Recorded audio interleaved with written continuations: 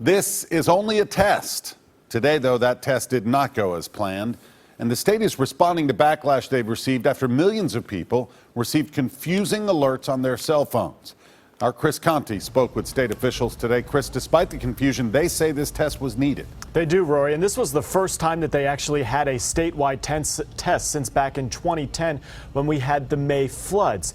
This kind of system, though, back then wasn't able to get push alerts out to people's cell phones. Tonight, though, they admit that there were some problems today that they're working on fixing.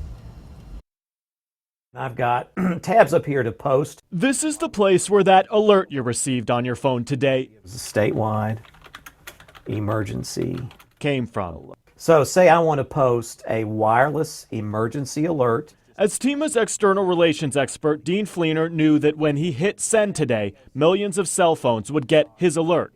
Better to test it now than in a real emergency and not know. What he did not know, though, was the backlash his office would receive.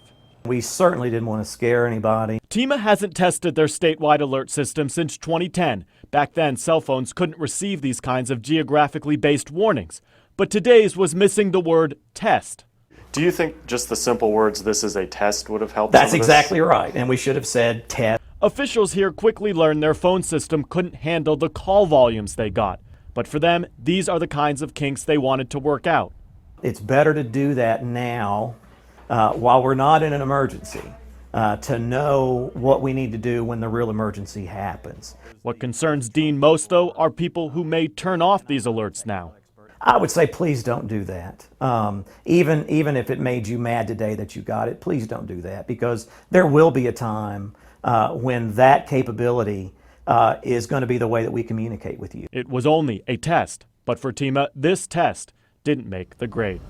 We should have done more, and we will the next time.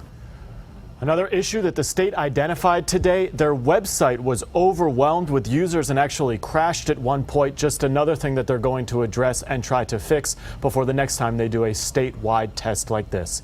That is the latest from the newsroom this evening. Chris Conti, News Channel 5.